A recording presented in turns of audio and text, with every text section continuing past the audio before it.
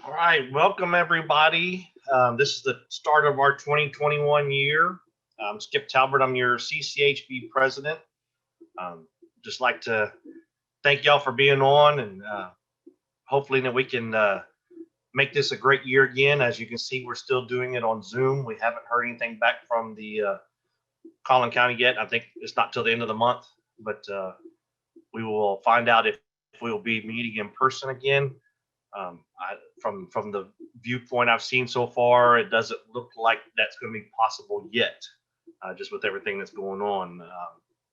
I do have a few announcements real quick. There's been some changes. If you're not a TBA member and haven't been into the articles yet, if you don't have to get the TBA journal, so some changes. There's going to be changes to the selling of honey.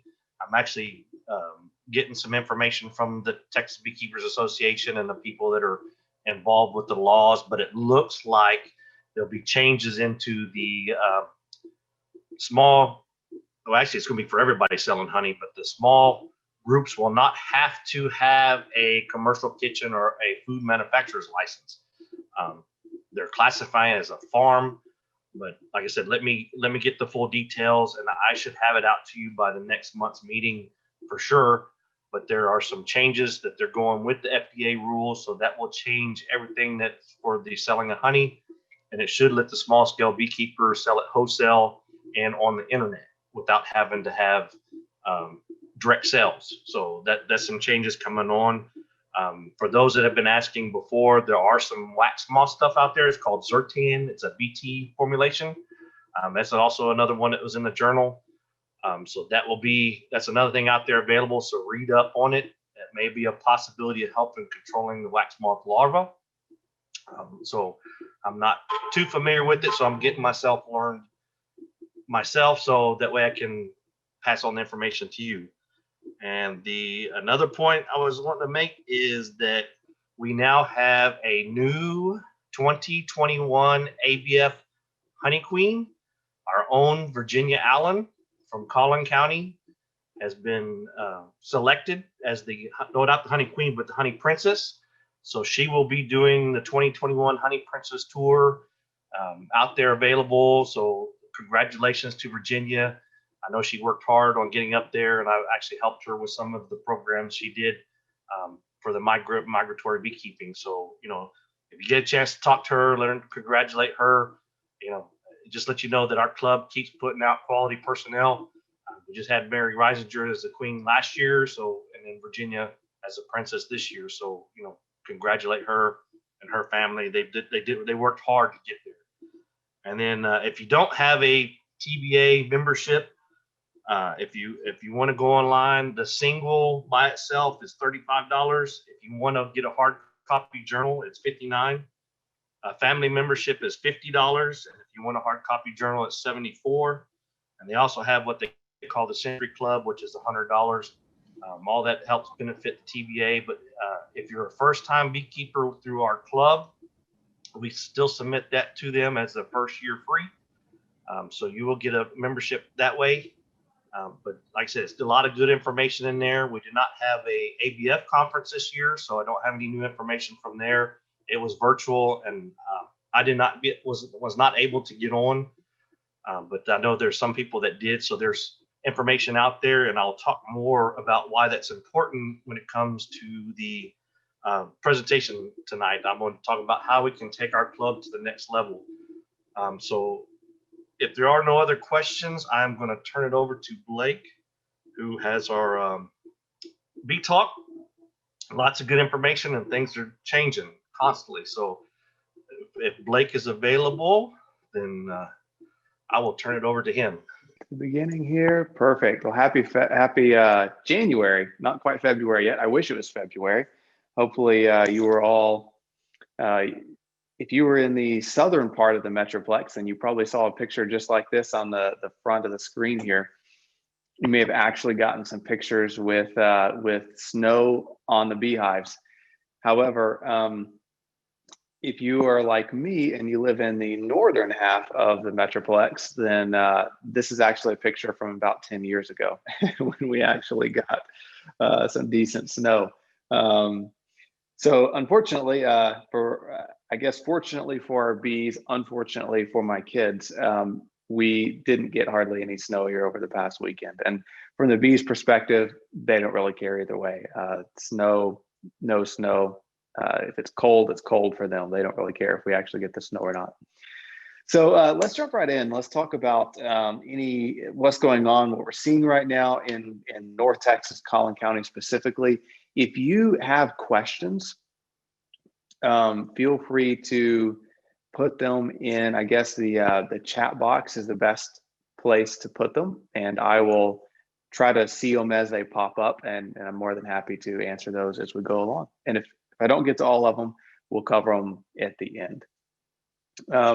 So winter blooms, what's going on right now in North Texas before the snow, before the cold weekend, and even despite the cold weekend, because it wasn't that cold, there's a lot that's starting to bloom in North Texas. Now, these are all very minor trickles of pollen. So it's not anything major. It's not enough for the bees to start rearing, frames and frames of brood.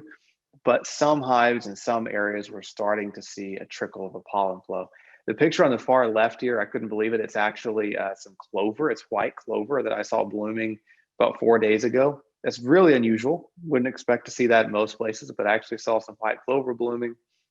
Usually that doesn't start until well into the spring. So that was just a one-off that threw in there because it was interesting.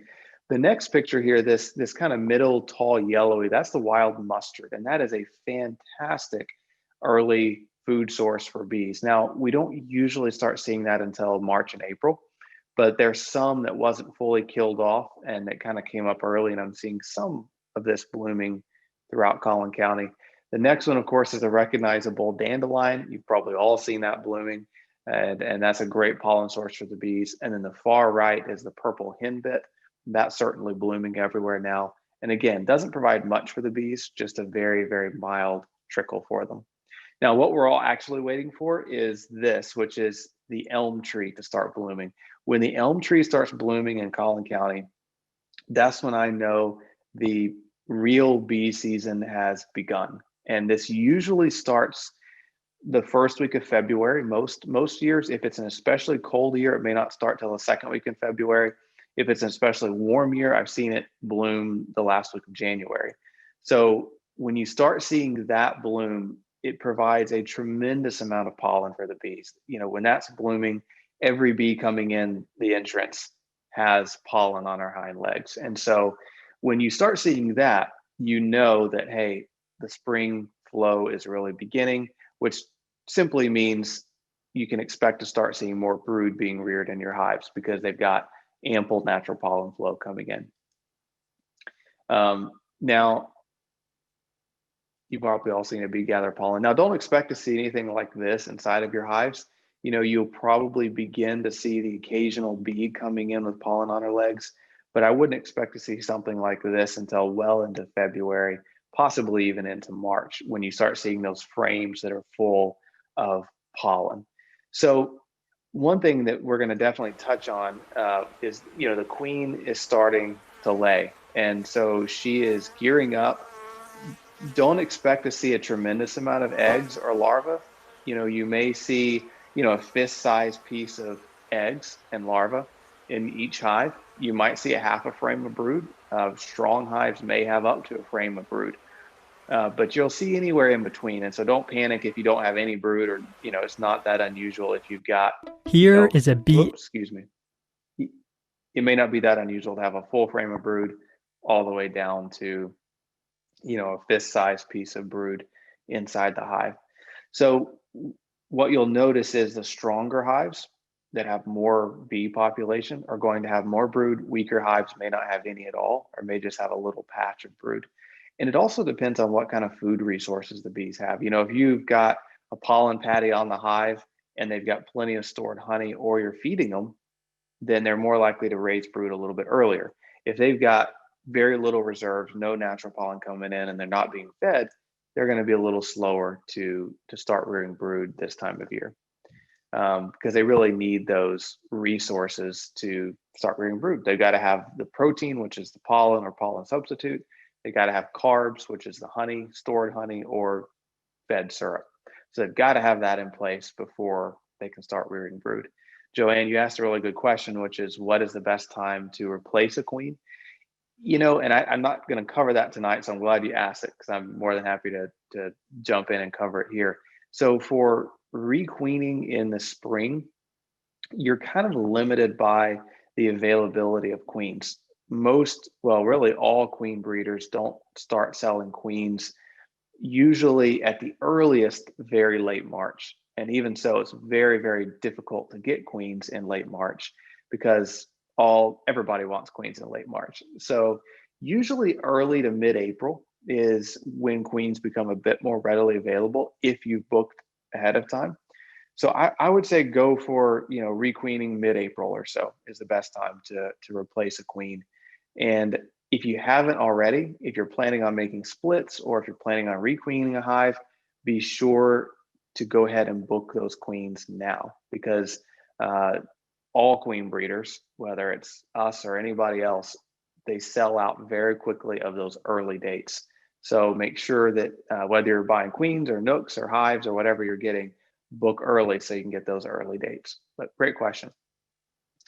So I mentioned brood rearing beginning. I'm going to show this quick video just because it's one of my all-time favorite bee videos, and it's from National Geographic, and it just shows the development of an egg into a larva and pupa. And this is what's going on in your hives right now.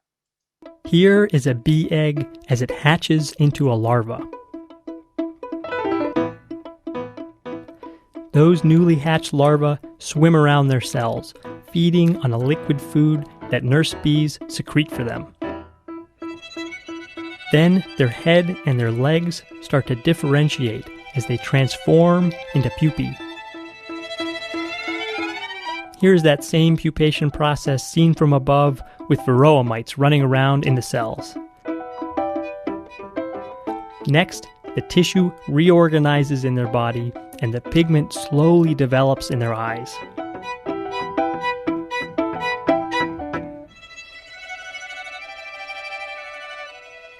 In the last step, their skin shrivels up and they sprout hair.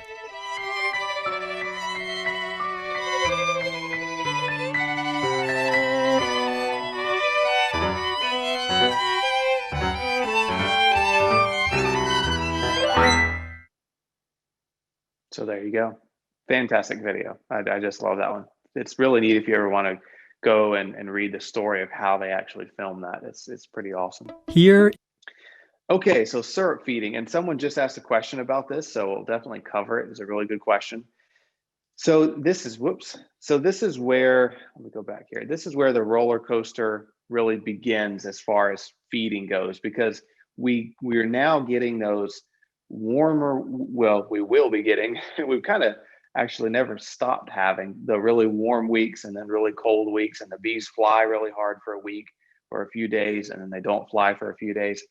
And when you have those periods of time where the bees are doing a lot of flying, they're using up food source. And so hopefully if you fed properly in the fall and the bees stored up a sufficient amount of stores, you may still not need to feed. You may not need to feed all spring long. So just because it's warming up and the queen's starting to lay doesn't mean you've got to be feeding. So it's really important, especially this time of year, to make feeding decisions on a per hive basis based on what's going on in your hive. One thing though, I do not rely on when it comes to nectar or syrup is a natural flow this time of year. We really don't see a whole lot of a nectar flow until April. I mean, January, February, and March, even though pollen starts coming in some of those months, there's not a lot of nectar coming in. So that being said, again, base it on a per hive basis, but feed as needed to maintain about 20 pounds of stores through January. Now this is up in the second box. So your first box should have, 2 to 6 frames of cat brood in it. Your second box, can have about 20 pounds in it. And before, when we were talking in November and December, we were talking about make sure you maintain 30 to 40 pounds. Now that number can start dropping because the bees don't need as much because winter is not over, but it's coming to an end. Now, somebody asked in the questions, should I be feeding 2-to-1 or 1-to-1? Point number 2 here, I would feed 2-to-1 syrup rather than 1-to-1. 2-to-1 syrup, the bees store it readily. They can also use it readily. So if the bees are really hungry, if they're really starving, they can utilize 2-to-1 syrup right away. 1-to-1 syrup, they often use for building comb, stimulating, it's used to stimulate bees to rear more brood, and they have to evaporate some of the water out of it oftentimes before using it. So this time of year, I recommend that 2-to-1 so that they can store it or use it right away. I also recommend using a division board feeder or top feeder rather than entrance feeders, because bees don't actually drink syrup very well if it's under 50 degrees.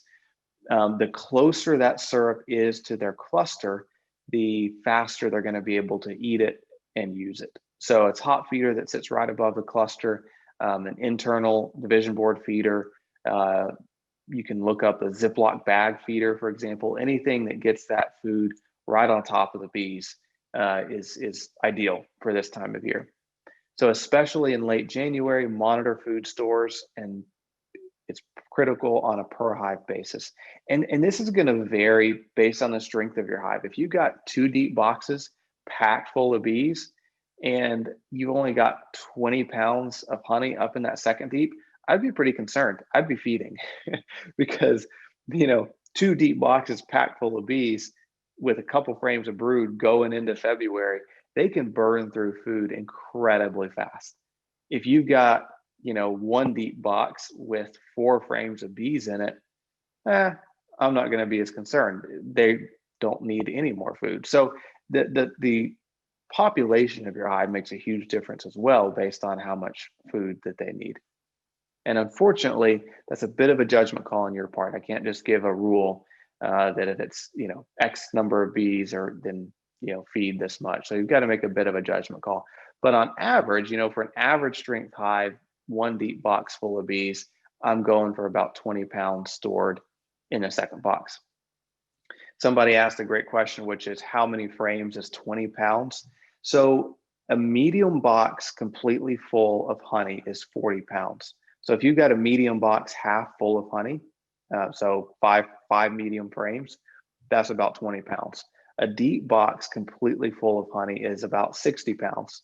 So a deep box half full, you're at about 30 pounds. So hopefully that gives you a good gauge of how much weight is in the hive. Someone else asked, is it helpful to use supplements like Hive Alive or Honey Be Healthy? So yeah, I would say not as much in January. I really like Hive Alive. I really like Honey Be Healthy. I like Pro Health. I like the strong microbials, but I don't usually start using those until I start doing a lot of feeding. Sometime in February or March is when I really start using those. So, okay, feeding pollen patties. So feeding pollen is not as critical to do in January as it was back in the fall. However, I do recommend it sometimes during January, February, and even March. I'm going to give you some principles rather than just saying, like I do in the fall, feed it. In the fall, just feed it because it's going to really help the bees. In the early spring, late winter, it kind of depends on what's going on in the hive. What pollen substitute now through March does 2 things. One, it can encourage the bees and the queen to start rearing brood earlier, which ends up giving you a stronger hive early in the spring. So if you want to split, or if your hive's a little bit weak, giving them some pollen substitute in January before the main pollen flow starts, or before the main pollen flow is steady, can help them build up a little bit sooner. That's always a good thing. The other thing pollen substitute can do is it can keep your hive from cannibalizing brood or becoming nutritionally starved during cold periods of time once the main pollen flow and heavy duty brood rearing begins. So that would be mostly in February, March. And what I mean by that is, if we're at February 20th and your hive has 3 frames of brood, and all of a sudden we have a week that is not above 50 degrees and the bees aren't flying at all, which is pretty common, and the bees didn't have a lot of pollen stored, then they can run out of pollen because they can't go out and forage more, yet they're having to feed all this brood. And if they run out of pollen, then they start cannibalizing brood, because they don't have the protein needed to keep it alive and healthy. So in those, that's the other thing I kind of watch for. Once my hive has at least a couple frames of brood, I'm watching those for those. I'm watching the weather forecast, and if I'm seeing, oh, we're going to have a major cold front, the bees aren't going to be able to fly because it's not going to get above, say, 50 for the next 7 days, I'll go in and I'll throw a pollen patty in each hive, and that just reassures me that they're going to be able to keep rearing brood, or at least sustain the brood they've got during that cold front. It's not absolutely critical. They're going to probably survive just fine without it, but they aren't going to be quite as healthy and quite as strong. Your hive's not going to die if you don't feed pollen patties this time of year. It just can be helpful. I'm kind of giving you the ideal way to keep bees in this situation, but it's not a a live or die situation. Open feeding, you can continue open feeding if you'd like to. The window for doing that is rapidly coming to a close. Once we start getting a decent natural pollen flow, the bees will stop foraging on the pollen substitute powder that you put out because they prefer natural pollen. So you've probably got another couple weeks where this is going to work, and after that, it's not gonna work anymore. So maybe not the best time to buy a 50-pound sack of pollen powder. Maybe buy 1 or 2 pounds at a time because we're almost to the end of the season where that works.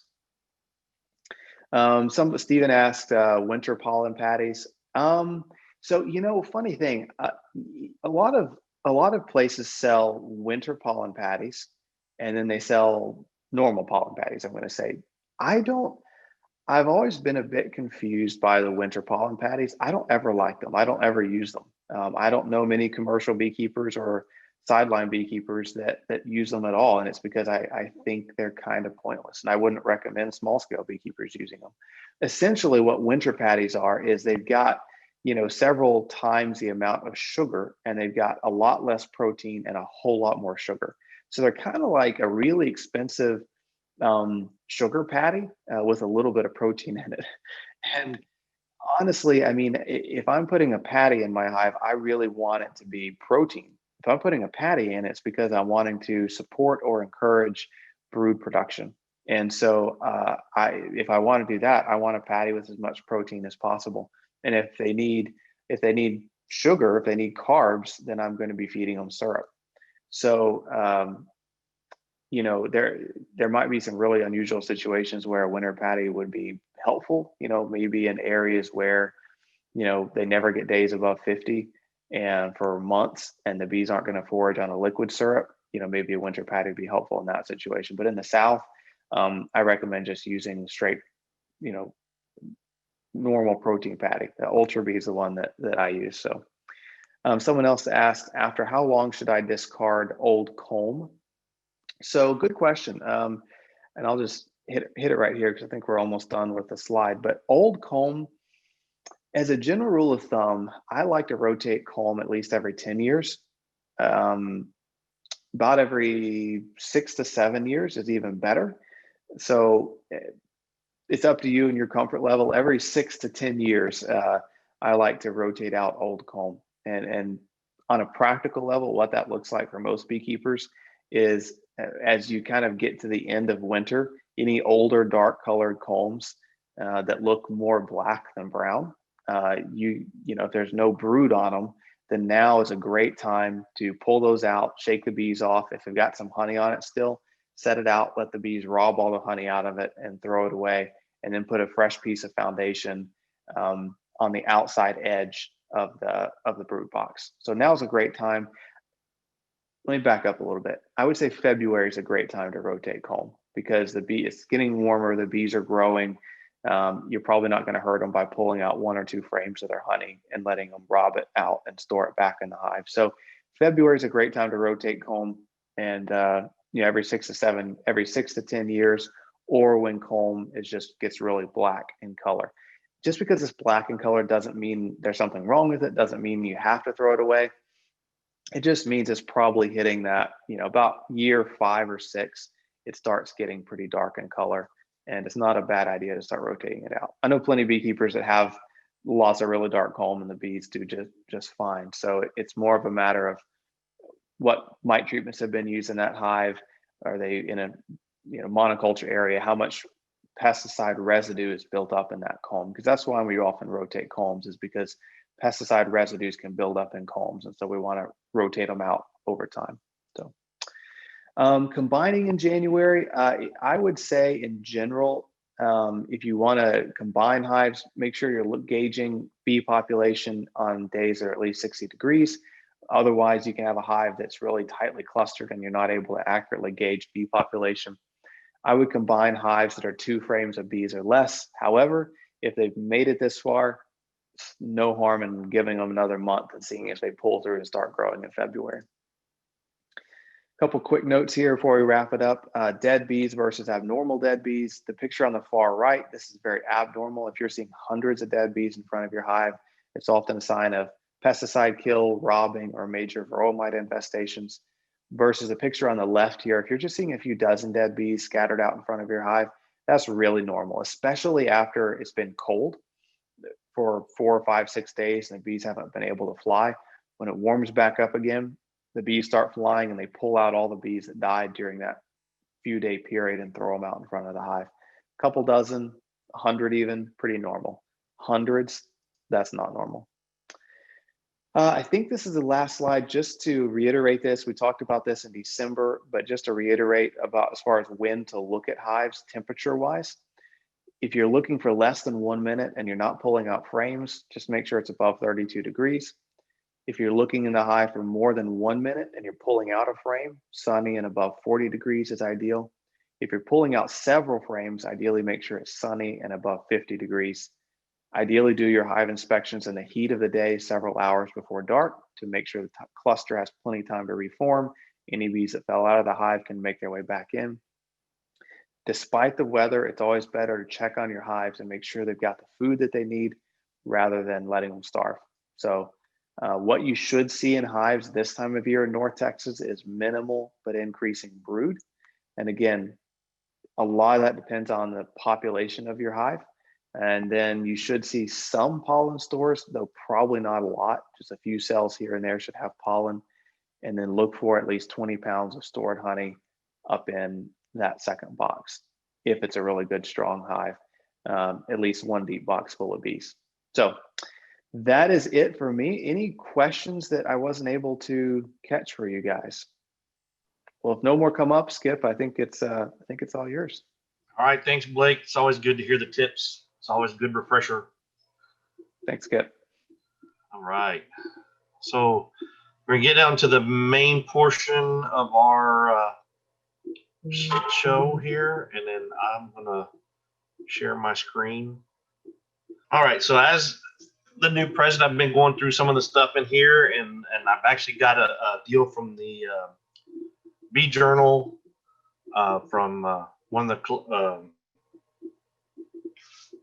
the Bee Culture magazine, and kind of went through, and this is what I've kind of come up with on taking us to the next level, mainly because this looks like it's going to be our type of presentations in the near future is by Zoom. And so things have changed a little bit. We don't get the face-to-face, but I think we can still do a lot of what we used to do when we did meet face-to-face on this level, and we can do it in smaller groups. So I just wanted to make sure that we can improve this year and keep being the top level local club in Texas. And I will start my presentation here.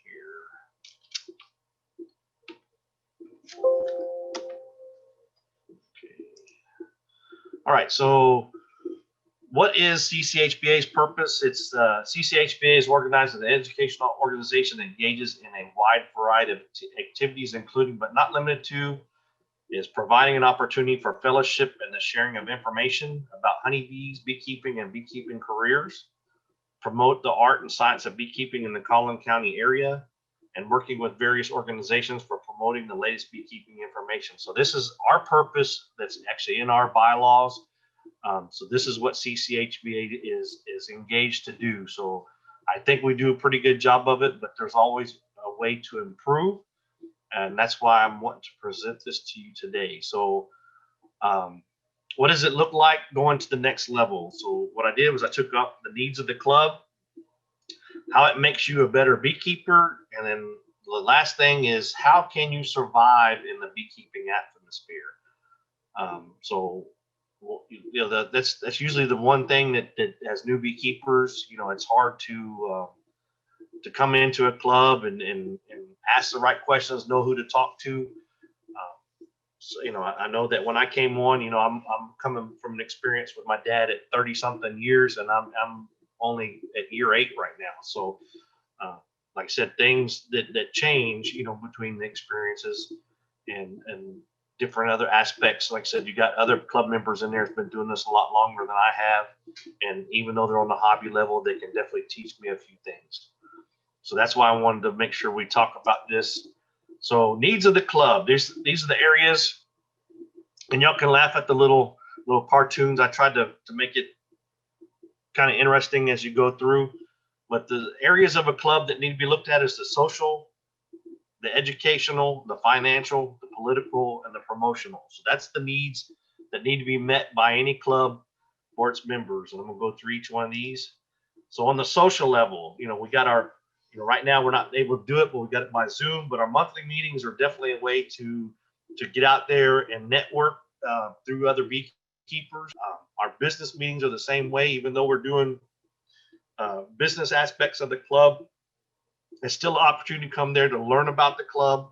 You talk to the ones that have been volunteering in the club. We've got several past presidents, past queens, just different area people that have been in different areas that can help out. So the business meetings also a way.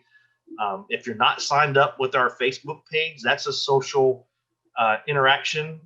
I'm going to try to get more involved on that and get some information posted out so we can keep up to date, especially when something comes down from the Texas Beekeepers Association, and we can get that out to you, especially if you're not getting the journals or if you don't have a membership. Our Beekeeping 101 class, it is for the new beekeeper.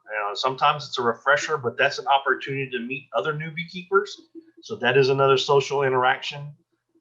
If we do get to have our summer picnic, that is definitely a social interaction. We usually have a great time out there. We've got food, which is a great opportunity. We have a few contests, especially like cooking with honey. So there's different aspects of that summer picnic that get you involved with networking across different beekeepers. If it's available, which I don't think it's going to be this year, is the TBA Summer Clinic. I think it's still too early for most of the precautionaries that we have to have, that I don't think they're going to let the numbers go for us, because we usually have about 600 or more people at that clinic. So, but TBA Summer Clinic, like I said, it's a great opportunity to get out there. You're going to different classes. You're talking to different other beekeepers that are like-minded with you. One of the areas we also have is a state fair booth. If they allow the state fair open in this year, that's a great opportunity. One, you're socializing with people that have no idea about beekeeping and they're interested, and you get to talk with them. So that's a social interaction. Of course, our TBA conference. And I said, if that gets to happen, that's a great opportunity to talk with other beekeepers across the state, find out what they're doing, and we've got a whole lot of opportunities there to network with either a hobbyist, a sideliner, or a commercial guy. Christmas banquet, like I said, great opportunities, especially when food is involved. I know I like food and like tasting different things with honey in it. But also just the fact that you get out there and it's just a social environment, you get to talk to different people, congratulate certain ones, and just, like I said, it's a whole interaction with different beekeepers. I'm still on a commercial level, but I love hearing from everybody else. They said it's always something new. And then, of course, our national conference, which would have been this last week, which was on Zoom. But that's another opportunity. You're talking about thousands of people showing up and going to that one. A couple of years past, we had to combine one when it was down in Texas. And so that was 2 different major associations across the United States, the American Honey Producers and the American Beekeeping Federation all together in there. So you were talking about, one for big time commercials all the way down to the little hobbyists that we do, there in Galveston, and we just had lots of opportunities to network and talk with different ones. So like I said, those are the needs of the club as far as being social, is just getting the interaction with everybody and just being able to network, have network opportunities. On the educational side, one of the things we're looking at this year is our monthly meeting with our speakers. Yes, I took the first one just because I think it's a great opportunity to talk to our new members, old members alike, and just say, hey, here's our club right now, and this is where we want to go. So speakers for sure. Stephen Pohl's doing a great job right now. I'm seeing some emails back and forth, and we're going to have some good speakers this year with some good talks. So definitely you don't want to miss it. Our monthly meetings with the Bee Talk, Blake does an awesome job, and he's been doing it for quite a while. But like I said, experience gets out there. You share that experience and things that are going on. You get to learn from each other. So it's a definitely educational. See the Facebook page. We do try to. I know that they've been trying to post some information as it goes on things that are happening. So that's another educational. Of course, our Beekeeping 101 is always educational for all the new beekeepers. So we do have a session, usually one-on-one, it's the 101 class, but it's the first session, second session, third session, where it's pretty basic, but it's just getting you the information you need, and then we usually go on some other different routes there. I think we still have those posted to our YouTube page for people to see. But like I said, the 101 is it doesn't hurt to go back and review some of this sometimes. On the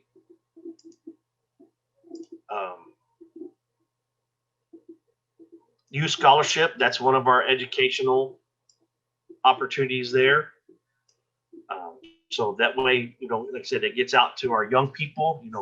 Our young people are going to be the way of the future. So that, when I came on, it was hard to get information from an older beekeeper. So as we get these youth scholarships together, get them interested in beekeeping, it'll move up, and hopefully they'll grow into this, even if it's at just the hobby level. Hey, it helps. And so that is an educational opportunity. Our Honey Queen program. So our Honey Queen program goes out there and educates. So that's a great opportunity to get them out there. If you're part of a garden club or other opportunity, that getting our honey queens out there to give information. Now, currently this year we don't have a candidate, so it will be our revamp year to see if we can improve the program. I'm actually going to be working with Mary Reisinger, who just came off our ABF Honey Queen, and they did a lot of online presentations and online information out there. So we're going to look at seeing how can we improve our Collin County and help our girls grow. And this may be the opportunity to get them into some different type of programs. TBA Summer Clinic, and great opportunity there. That's like going to the conference, but it's over a weekend. We got lots of different areas, from learning about bees to all the way out to going to California. So like there's definitely great opportunities to learn there, and even with products of the hive. So there's always opportunities out there, and that one you can pick and choose which one you want to go to. So that makes it even better, because in that way you can get in there and see different deals. The same way with our conference is set up. The ABF conference is also set up that way. So like I said, just different opportunities to go out there, find a class that you want to learn something about, and then get educated on there. The push for this one is the Texas Master Beekeeper certification. You do get to learn. You are trying to get yourself as a master beekeeper, but going through that program, there's going to be a lot of reading. There's a lot of volunteer hours that you have to do. So that does help educate you, because one, you're refreshing yourself and you're tested on it. So a lot of that information is getting, like I said, you're redoing it yourself and getting it refreshed in your mind. And then hopefully maybe something in the future we can look at, it'd be our own, like maybe summer clinic or seminar day or something like that, so that maybe we'll have an opportunity like that as we grow. Like I said, we got to have lots of volunteers for this, but maybe that might be something in the future, is an education day for just our own own club itself and promote our club. And maybe, if it's comes out successful, maybe something that we can send out to other clubs in our area and actually invite them into the club at a certain fee and help us cover costs for where we need to meet. But it used to be picnics out here at my dad's place a long time ago, and they used to do some different events and teaching events. And then now, with our summer picnics, we just do education. We had some education booths the last time. But like I said, it's a great opportunity to get out there, you network, and also provide some educational opportunities.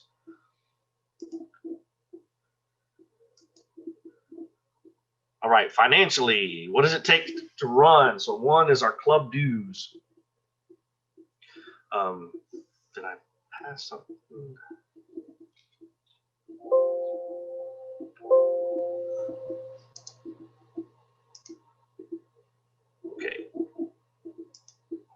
Okay, so financially is how does it take for us to run? One, we do our club dues. We have our Beekeeping 101 fee, our donations that people give to us for the beekeeping year, our volunteers. A lot of that takes time. And I mean, like I said, we're not paid volunteers. We're free volunteers that are making these things happen. So volunteers it definitely is a financial aspect of our club. Even, like I said, even though there's no payment going out, but you figure out the time that you spend in here is beneficial to our club. Our Christmas banquet auction for the items we sell help run our scholarship programs or Queen program. So things on that way. And then, like I said, one thing we're looking at possibly in the future is maybe a summer silent auction where we can auction off some items since we didn't have our Christmas banquet, and have it available out there, kind of like what the Texas Honeybee Education Group did, and have it available out there, maybe some raffle tickets or something. So that may be something in the future, especially if we're still having to meet by Zoom, is an opportunity for our club still to get money coming in. And what we could end up doing with some of that money financially is to promote some of our education and maybe get some of our bigger known speakers to come in that require maybe a speaker's fee or something like that to come on and then present to us on a higher level than what we're doing now. I think we've reached out to quite a few, but I think this year is going to be great as far as education wise. And I don't think we've had anybody that has requested a fee yet. But like I said, it may be an opportunity if we have the right amount of money in there. And it also may be an opportunity to help educate our youth and maybe our Honey Queen program with, if we have to look more at going online to do presentations or items like that. So we'll be able to make sure that we are up to date and up to speed. So our political side of the house, and not many people get to see this except for when we do the Zoom meetings, but we do have our local club officers and chairpersons. It takes these volunteers to make this club run. That's why we have our monthly business meeting a week after our regular presentation. We do take the opportunities to go out there and see how to improve the club and make it better for each and every member. But one things I looked into is as far as what our club can help do is, one is our Collin County Ag evaluations. We can't make the changes to the evaluations ourselves, but we get to help go out there and learn about what it takes to do a Collin County Ag evaluation. We did have our TBA president present to us this last year in April, and she gave us a lot of good information. But like I said, she's not here in our county, and what it takes to be, get that ag evaluation and the different aspects of that. I'm definitely going to go out there and try to learn a little more. I got exempted because I already had ag on my property before I got it, but I know it's been running a 5-year program. I know TBA is working on a state level, but usually each county appraiser has their own aspects of the evaluations that we have to meet based on the county rules. County and city laws and codes, as far as keeping the bees, a lot of times the cities don't have really strict codes or laws keeping us from doing bees, but a lot of the ones I see here lately are HOAs, and that may be something we need to educate our HOAs on. and see what kind of allowance we can have for those for keeping bees on like the backyard beekeepers. So that'll be something I'll be looking into myself and trying to get educated. I've been doing a lot of reading here lately with the laws and codes, and especially with the one that just came out with the health services. So, I'm getting myself educated myself through the different ones to learn and make sure we're providing the best beekeeping and honey selling that we can. One of the things too, also we can work with is the pesticide usage, especially if they're not giving the information out. I know that different areas usually post it out through the news or the newspaper, or they just post it out to the areas that are going to be affected. But like I said, if you just have some land out there and there's no house, you may not be getting the information. So it's good to make sure that we're getting that as a local club, that we're not, especially like mosquito spraying, that we can get the information out to our club members. Maybe it might be posted by our Facebook page or something like that, or maybe an email out to everybody. But at least if something's going to happen, maybe we can have some information and know ahead of time and protect our bees and make sure there's nothing going to go wrong with our bees. And then our state level associations, like I said, they're talking about the ag evaluations. They're working on the state level, our state laws. Like I said, the health services was a state law that was out there. So now, like I said, it may be, I know they put the information out, but I'm double checking to see as far as our backyard beekeepers, because it says farm classification. But from what I understand, it's going to be for everybody. It doesn't matter if it's classified as a farm, but what that will allow us to do is you will no longer have to have a food manufacturer's license. So things like that's coming out, that's for my level, and then the state level is working on, and they can also assist us at the local level. So if there's something that's been put out by the state, they send the information out. And as the president of your club, I'm hoping I get those emails. I will be pushing that information out as fast as I can and making sure that I have the correct information. That way it'll assist you and not just be, a hearsay type thing. And then our national level, they're the ones that lobby up there in Washington to help us get the information passed off to the senators and different groups that are involved with the environment and things like that. And especially, when it comes to pesticides. So that's, they've gotten some labeling done that says bee-friendly pesticides. So things like that is what that money that clubs, I know, at least I know on the state level, and we actually support our state level, and that state level gives up to the national level to help these lobbyists get the information we need out as beekeepers. So all of this is a political thing. Like I said, if you ever want to know what goes on in the business meeting, please come to our business meeting. Right now it's still on Zoom, but we're more than happy to help you anything that we can. But we also still have, if you looked in the newsletter, we still need volunteers for some areas. I do have somebody coming on for the mentorship program, and also have somebody that's interested in either some of the other positions. So, if you're interested, please come on. We will help you find a way. And if you say, I can't do a position, but I'd like to just volunteer for a certain thing, if we start meeting again with the picnic and things like that, we always need help doing those, and especially the Christmas banquet, because that's usually one of our big deals there. So, always can use some volunteers. So promotional, we use our club website that has information out there. We have our Facebook page. We got our members only page and our public page. So we try to get as much information out there, get our name out there. We got our Honey Queen program, which just like Marianne posted again, and I shared with you early on, our own Virginia Allen is now the American Beekeeper Federation Honey Princess.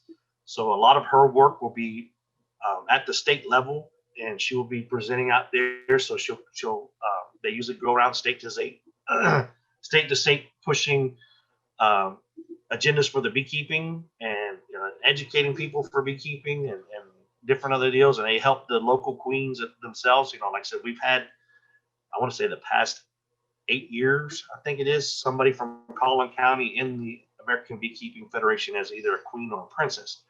So, Texas has been well sought after out there, because our girls are great as far as the education aspect. Our youth scholarship program, as a member, you're promoting that to these kids out there, And when these kids get involved, and like I said, they get it out to their area. We had a great group last year, and actually several of them got to speak to their schools and different areas. And I think one of them even got to speak to one of the garden clubs in their area. And we have another great group coming on there. We got 6 students coming on this year, and with their families, and hopefully we can promote them into moving on into some programs once they get through the scholarship program. Our calendar is a great opportunity for promoting different areas as far as CCHBA and our brochures. State fair booth for sure. Like I said, it's educating the people in the area about our different clubs. We have it available for all the clubs in Texas, but we always have a great Collin County presence up there, and a great opportunity because, like I said, it's right in our own backyard. So a lot of people get to go up there, and of course, you are the best promotional aspect we have for the club. Your word of mouth to different friends, talking to people who don't know anything about beekeeping, the different aspects of the clubs you're in, that you talk about beekeeping at work, at school. So all those are opportunities to promote our club. And like I said, you're the best one. Some of the difficulties we have. So one of them is like members join for a couple of years and quit. I think that's probably one of our biggest ones. So instead of quitting, why don't you become a mentor, maybe a board member, or maybe even a speaker? And like I said, all you got to do is let us know. You can contact myself at the president at cchba.org, or vice president at cchba.org, or even board at cchba.org, and let us know. Say, hey, I learned something, and I want to present a topic. So there's lots of opportunities as a member to move on. I mean, like I said, it's not just being just a person sitting in a chair. You become, like I said, as a mentor. And that was one of the reasons we used the map there for a long time, is because if there's beekeepers in your area, y'all can get together, even if it's not even as a mentor, but just even as a group, y'all can talk back and forth and talk about difficulties that are happening. This is what I'm seeing. So there's lots of opportunities for you as a member to keep, to continuously build yourself. Members need to be valued. So we got education opportunities. We have the social opportunities. We have the mentor-mentee program. Our awards. So we have our President's Award and John Talbert Meritorious Service Award. That was started, I think, in 2016. And that's an opportunity out there to be recognized. I'm hoping to make it like the John Thomas Award that they give out at the TBA. So those members that get the Meritorious Service Award from our club will be the ones selecting the member for the next year. So if you provided a great opportunity and promotion to our club, and it's been recognized, then and those members see that, then that's an opportunity to get the John Talbert Meritorious Award there. The President's Award is given out by the president for those that was a great service to our club itself. So like I said, getting those awards out there, and like I said, I think being valued too, as with the scholarship program. I know it's not in here, but that's a great opportunity. Our members get to see these youth grow up and move on, especially through our Queen program. I think it's great that we have a Queen program, and maybe a possibility of moving to an ambassador program. I'm not quite for sure if we're there yet, but that would be an opportunity for young men in our club to be able to be just like do the Queen. I know it can't get to the national level, but we're possibly maybe even taking it to a state level. But that is an opportunity. I know one of our East Texas clubs is doing it, and several years I've worked with those boys, and like I said, it's just a great opportunity to go out there and be recognized as an ambassador for the Collin County Club, and opportunities to go out there and speak. So like I said, it's a great opportunity to push those young men and women out there and help them promote beekeeping and help promote our club. And like I said, it's just one thing that makes them valued, because like I said, you want to give them as much opportunity as possible. And that was the last thing, is members need opportunities.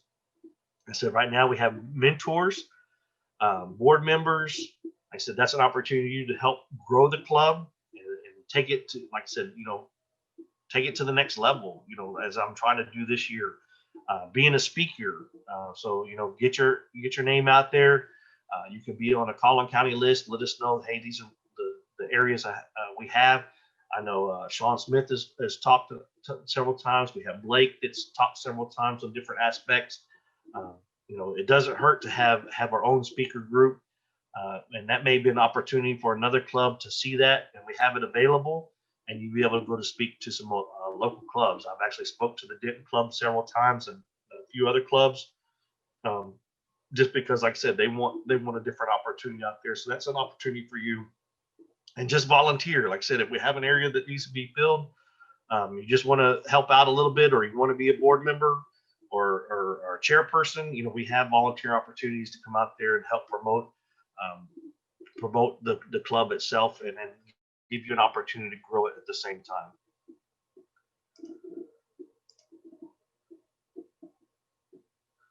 Okay, so I said which email to use is one of the suggestions for future CCHBA programs. You can submit that to the board at cchba.org, and it will get to all of us.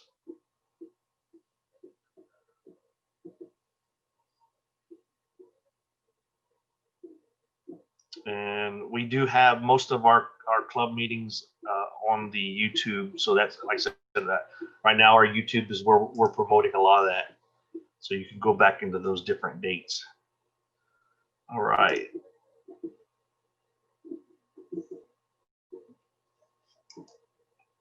Okay, so how does this opportunity of going to the next level make you a better beekeeper? So one of the things I've always pushed out is ask three beekeepers a question, you get 5 different answers. It's always that way.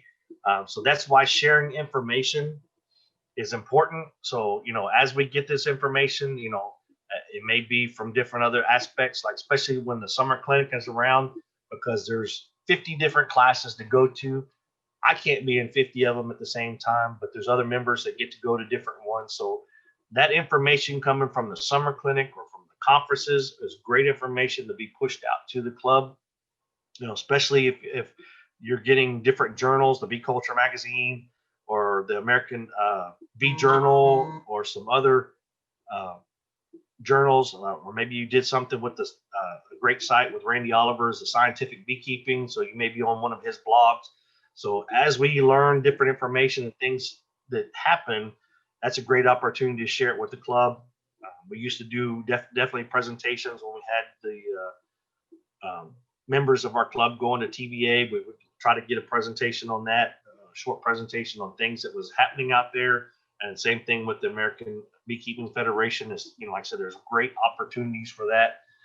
Different ways to learn stuff. I've sat in a lot of different of the meetings, and you learn. Like I said, you may have one way to learn, and they'll teach you an easier way to do it. So, like I said, it's a great opportunity to share information. And even if you're doing different aspects of beekeeping or go to another local club and taught something, you might have information to come back. So sharing information is very important. Sharing resources. So I relate this to just like how we open up our honey house for hobbyists to come in and rent our extraction equipment. One, extraction equipment is very expensive if you try to get it on your own. So with that, instead of going up there buying a $1,600 piece of equipment that you may be only using one time a year, that resource is available to the club and to other members. You may have oxalic acid treatment deals that you may be willing to loan out, or other resources that you may be willing to share with. And then, like I said, it's a great opportunity out there, maybe where one person has it and another person that may require it, and like I said, work with that person to see the possibility of borrowing that equipment, or maybe even if you don't want to let them borrow it and you're willing to come out and do it for like a small fee, or just do it yourself for free. I don't know, but like I said, sharing those resources is a great opportunity to get out there and help each other, especially if you're close to each other in the same area. and you're willing to help out, especially with splits, sharing resources there, maybe just some time to learn about splits. It does take a little bit of opportunity, but you may be able to swap yards. So you're splitting and another person's splitting, and y'all can swap yards, help each other out until it's time to bring them back to your own yard. So like I said, there's always kind of different areas of sharing resources that's out there. Lively debates. Now, like I said, the biggest thing I've learned in beekeeping is, especially on a commercial level, it's very hard sometimes to talk to people who like to do natural beekeeping. As a commercial guy myself, I would prefer to be as more natural as possible, but sometimes there's limiting factors, especially for the number of bees that we carry, that chemical type treatment for mites is a whole lot better than keeping it to natural. So, lively debates, as long as you agree to disagree, are a great opportunity to talk back and forth about the different things that are going on in beekeeping. And definitely that goes on to learning the different alternative management styles. Okay, so we've got, I would say, a plethora of people in our club. We've got top bar hive users. We've got the definite Langstroth. I'm on commercial level. We've got sideliners, hobbyists. Like I said, you may want to find them, especially like a sideliner. Because a commercial guy, this is my full-time business. I do beekeeping. That's all I do. As a sideliner, that's an opportunity that somebody still has a full-time job and keeping bees at the same time. I don't know what heartaches they're going through. They definitely know, and I get to learn from some of them, but you may be on the same line to where you can share different information with them on, hey, this is what it's taken me to maximize my time, because I only have a couple hours a day, or the weekends and things like that. Especially those that have kids at the same time, there's soccer and athletics and everything else like that that's going on, and time is limited. So sometimes it may be beneficial to talk to a sideliner and get this information. And that's another way to say, find a mentor mentee, or just even sharing as a group, in your area. That information makes you a better beekeeper, because like I said, you're learning from each other.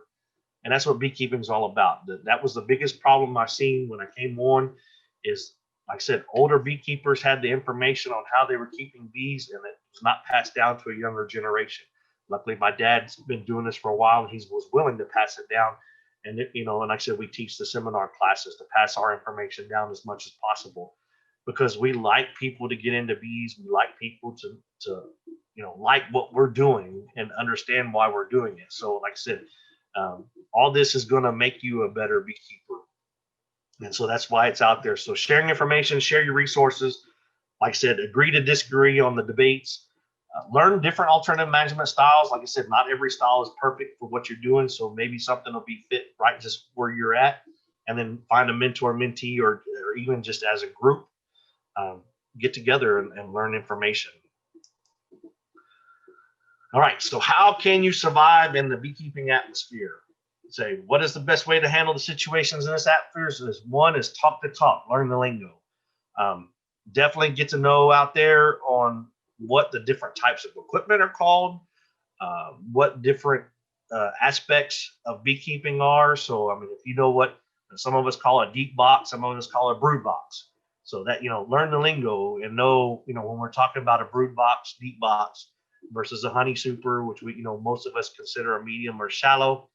But there are some people who use the deep as a honey super. So like I said, learn the lingo, be able to talk the talk as you're going through there. I wouldn't say don't embarrass yourself, but like I said, just if you don't understand something and we're saying something, ask. Why did you call it this, and learn why beekeeping is that way. Vet your sources, so get to know their background. So one, I'm a commercial guy. You got a sideliner, a different one. So get to know why they're in beekeeping and how long. So like I said, I call my dad the legend, because he's been doing it 30 plus years. And I tell people, I bounce it off him, and I'll call Blake. I call other beekeepers all the way. I like to know when I learn something and I go and need questions answered, I call people that are in my zone of beekeeping and say, hey, what do you know about this? Hey, is it worth it or not? So, vet the information you're getting from. I always push scientific beekeeping with Randy Oliver. He's a great guy. He's a beekeeper, but he does a lot of research. So, that's one of the ones I trust. When you're in the TBA, you'll get to know, like I said, as you network, you know who to talk to and which ones are good. And, we've got some bad apples out there that yeah, they do a great job, but it's just not as beneficial, as far as sharing information and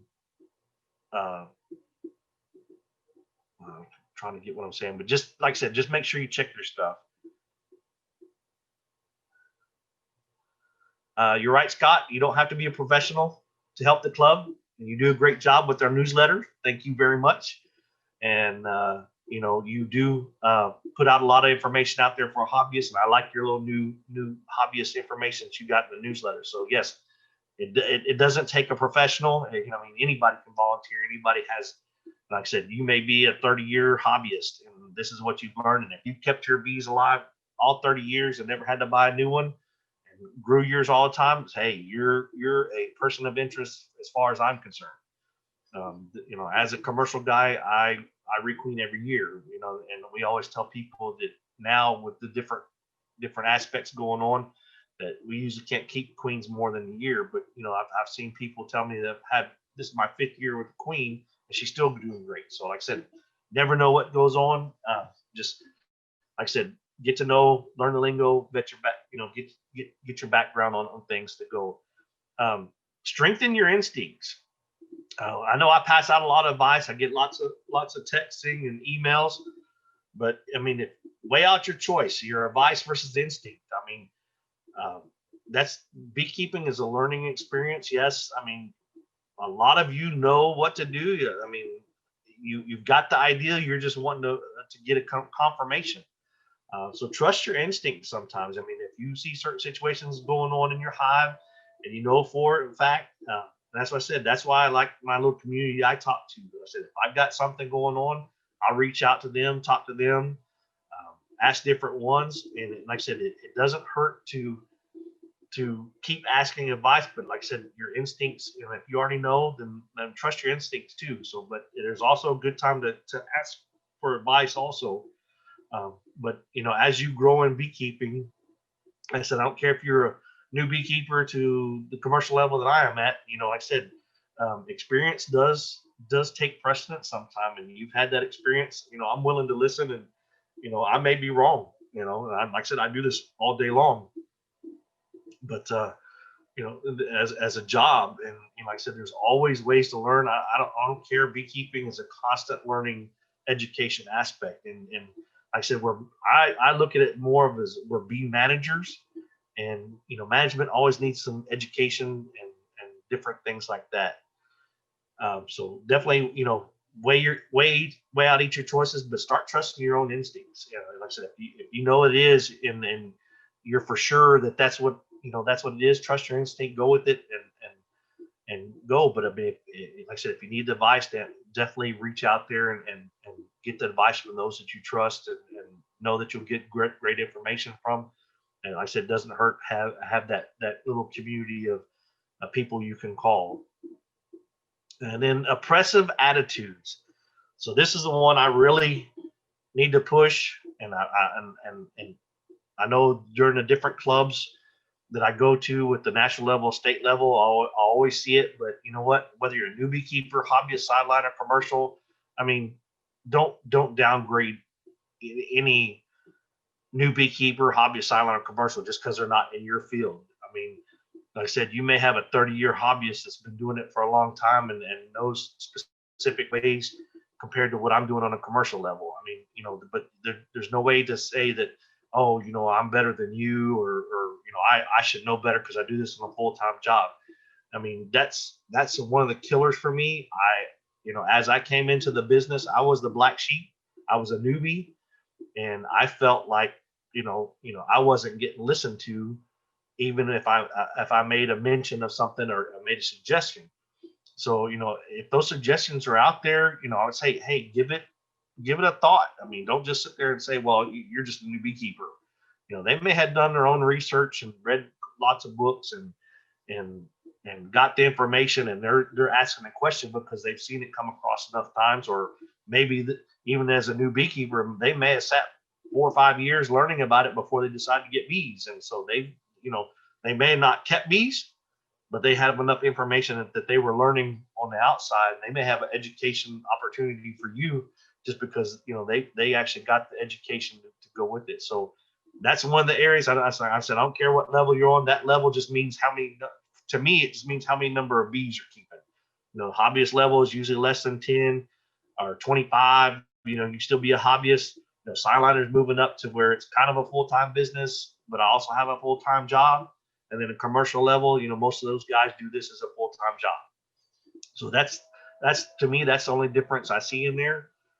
Like I said, you may have somebody that's been doing it a lot longer as a small-time beekeeper versus a commercial level who's doing it there. You've got some generational beekeepers that, like I said, I know there's some of them that won't even talk to me. So, I try to talk to them as much as I can, but like I said, I'm kind of, I'm only a second generation. So, like I said, there's like I said, I think that's one of the attitudes people need to get rid of. It's just as far as what level you are, and it just means the number of bees you're keeping as far as I'm concerned.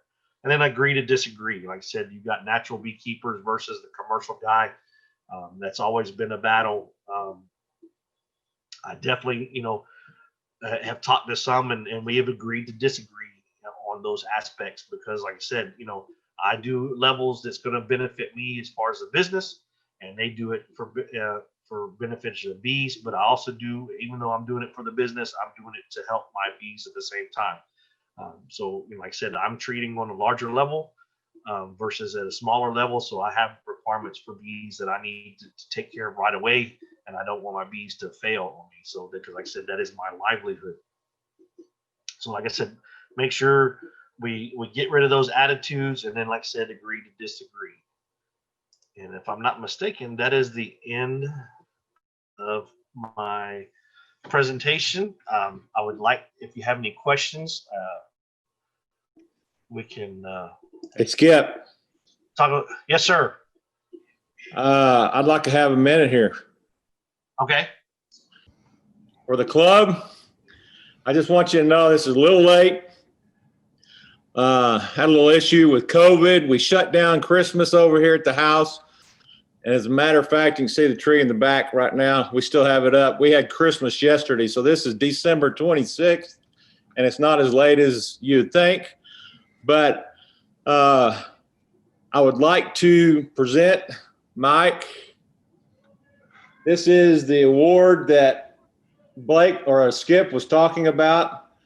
John Talbert Meritorious Service Award for your work last year. Without you, the club would not exist, basically. And I just want to make sure you're aware that you have this plaque. It looks real good on my wall. I mean, I will get it to you. I promise. I swear. But I do appreciate everything you did for the club and for me. And just wanted to make you aware that you knew you had this, just not in your hand yet. Okay? Thank you very much. I appreciate it. And if you don't know already, Mike was also presented the President's Award from the Texas Beekeepers Association. Like I said, Mike has been a very busy man with the Zoom and all this stuff going on. So definitely we do appreciate what Mike does for us as our technical advisor and treasurer for the club, for sure. Thank you. So if you do have any questions, like I said, I just wanted to give you a quick where we're at for as far as a club. Like I said, I'm when I go to the meeting and next week for the business meeting, I'll be reaching out there and see what we can do to improve our club. Like I said, this may be our future for a little while as far as the Zoom meetings. So, definitely we want to be able to provide you with the great opportunity. And plus, like I said, as a board member and current president now, is how can we, benefit our members even though we're doing this on Zoom. So I would like to definitely take opportunities to listen to the club members. And like I said, if it's an education opportunity for the speakers, we definitely want to reach out there if you have questions. I know we did those surveys not this last year, but the year before. And we got a few of them back, and that's how I ran the program for the speakers. I was trying to get information from y'all to get us some speaking opportunities out here. So definitely reach out to us at board@cchba.org, and then let us know what you're thinking. So definitely reach out there to us. So if you have any questions, like I said, listen, I'm just looking for opportunities to like I said, keep us the top club. Like I said, CCHBA has been recognized at the ABF for, like I said, I want to say the past 8 years. I think the last one, or that started back in 15 with the running streak for ABF, either a princess or a queen. So we had, I think it was Tabitha, and then Hope Pettibon, and then we got Virginia. We had Mary Reisinger on there. So like I said, our club's done great as far as getting a good quality queen out there, and we're hoping to keep on that with this when we revamp our program to meet the current requirements. So if there's no questions out there, I'll give you a few more minutes, then we will close this meeting. Yes, while we're waiting, I would mention again that membership renewals are available now online, and all 2021 renewals, while supplies last, will get a calendar, and we do still have, I think, 1 box of calendars left. And if you want additional calendars, they're also available online. Yes, take that opportunity to get those calendars. They look great. They got the little ring around them now, so that way they fold out flat, so they look great. I'd like to thank the club for that, for getting those put together, and the board group going in there. We had she spent lots of time to get those together and get a good present on those. So definitely that's definitely a good looking calendar. And I know my customers that we send them out to definitely like them.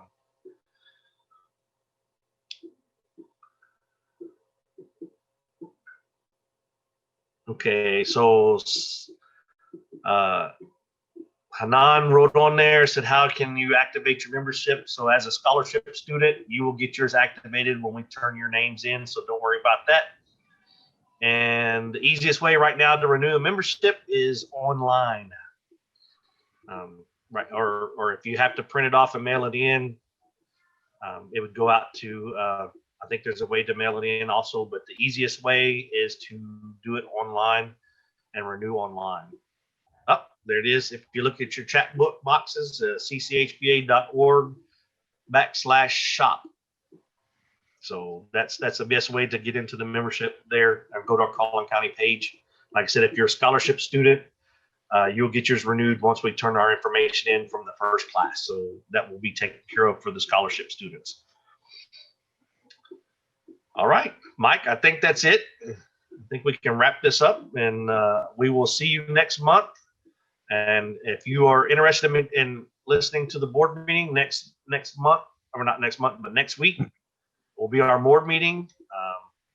If you are interested, send a message to board@cchba.org so we can get you on the list to get in and send you out that email. You do have to register for that one, so we can get that taken care of. So thank you for being on, and thanks again for allowing me to support you as the president of the club.